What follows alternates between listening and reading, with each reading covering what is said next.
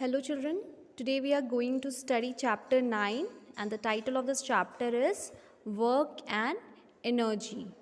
So in this very chapter we will be dealing with the definitions of work and energy, what are the different forms of energy and how we can conserve the energy and what is the correlation between work and energy. These very four aspects we will be dealing in this chapter. So let's get started with the topic, that is the work. So what is work? When work is said to be done? So whenever we apply a certain force, and on application of force, when it makes the object move, okay, in the direction of force, that thing is termed as, in that very condition, it is termed as the work is done. Let me explain it with an example. Okay, this is my book. I am applying the force, and because of application of the force, this book, you can see children, it is moving. Okay, I am applying the force in this direction and the book is also moving in this very direction. So in this case it will be termed as that work is being done, because when force is applied, the object is moving and the object is moving in the direction of force. Okay. So children, in this very condition we will consider that work is being done. Now amount of work we do, it depend upon how much force we use. Okay, so children, here in order to move this book, I have to apply very less amount of force. But if I am supposed to move this bench, okay, if I am supposed to move this bench, then I have to apply more force. Okay, the amount of force I have to apply more. So here the more amount of work is being done because more force is being applied. Okay, so in this case the more work is being done by applying more force. So I just want to state one more example, children. Here you can see a man. This man is pushing the wall, applying force on the wall. However, how much force he applied doesn't matter.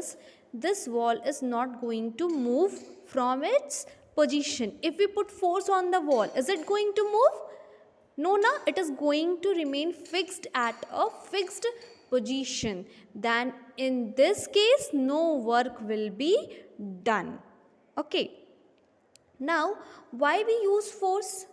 So children, we use force to move the object, okay, or we can use the force to stop a moving object, okay, and we use the force to change the direction of the moving objects. I will be stating all these 3 points with the examples, but as per now you need to understand that we use force to move the object, that means to bring anything in motion. Okay, I am applying this force, then the pen is moving.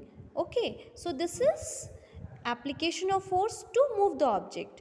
This pen is moving, I am putting my hands, I am putting the force to stop it. So this is what, here the force was applied, but this force was applied to move the motion. Okay, and in certain cases we apply the force to change the direction of the moving object. Okay, so children, work is done when the object moves in the direction of the force. Okay, neither force is applied nor there is any movement of the object. That means if we are applying force, there should be movement of object. If there is no movement in the object, that means no work is done. Okay, and force is applied to bring the things in motion, to give movements to the objects. Now there is one activity time given in your book. Okay, now we have to tick on the situations where work is said to be done. So when we are pushing and opening a door, here the work is being done because here the door is showing the movement.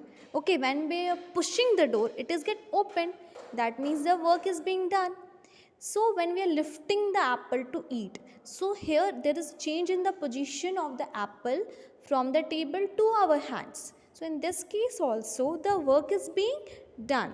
So when we are chopping the tomatoes, okay, it will be there on the slice board only, na? There's no change in the position of the, okay, tomatoes. There is change in its shape, but there is no change in its position. That means no work is being done. Trying to move 100 kg of weight, if we are trying to move or trying to lift 100 kg of weight, but we are not able to move it because 100 kg is very very big, very heavy object. We can't move it using our hands single handed. That means no work is being done. Applying force to lift treadmill in a gym.